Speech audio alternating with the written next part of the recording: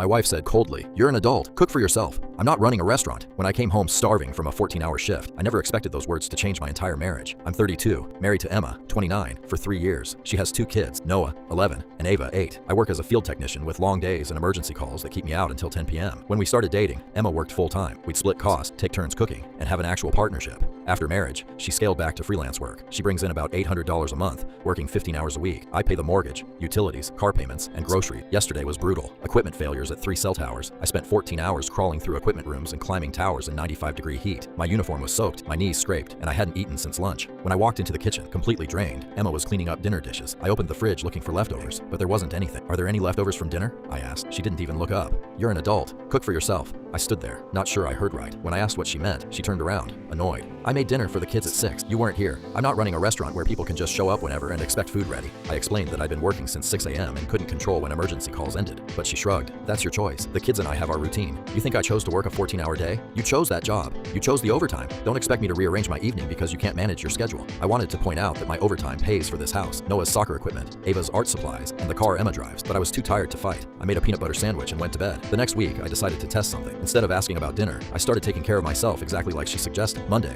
I bought food just for me. Steaks, fancy pasta, stuff I usually skip because it's too expensive. I made myself dinner without asking if anyone else wanted some. Emma was feeding the kids mac and cheese and seemed confused when I walked past with my plate. Tuesday, I made myself breakfast. Eggs, bacon, toast. Usually I'd make enough for everyone, but this time, just for one. When Emma asked where hers was, I said, "You're an adult. Cook for yourself." She gave me this shocked look like she couldn't believe I just said that. By Friday, Emma was making spaghetti for 3 people. She saw me come in, but didn't say anything about dinner, so I made myself a grilled cheese. When Noah asked why I wasn't eating with them, Emma snapped, "What's wrong with you this week? You're acting like you don't live here anymore." "I'm just taking care of myself like you told me to." She got flustered, saying I was being ridiculous. When I asked her to explain what she meant, she couldn't give me a straight answer. I checked our joint bank account. In 3 months, Emma had spent $1,200 on clothes and entertainment for herself as a kid. When I mentioned needing new work boots, she said, "That's a work expense, right? Your company should pay for that." But when Ava wanted an art easel, Emma didn't hesitate to use our account. 2 weeks later, I sat Emma down and explained how I felt like an outsider in my own home. I told her that I didn't feel valued as a husband. She rolled her eyes and said I was being overly sensitive. "You act like I'm some gold digger. I work. I take care of the house. I manage everything with the kids." When I asked what I brought to our marriage besides money, she was quiet for a long moment. Then she said, "You're a good provider, and you're decent with the kids. A good provider. That's it." I asked if she loved me or just loved what I provided. She got angry, saying I was manipulating her with gotcha questions. Finally, I asked directly, "If I lost my job tomorrow and couldn't find work for 6 months, would you still want to be married to me?" She hesitated just long enough to give me my answer. I filed for divorce the next Friday. She called, screaming, demanding to know what I thought I was doing. "I shouldn't have had to threaten divorce to get you to treat me like your husband."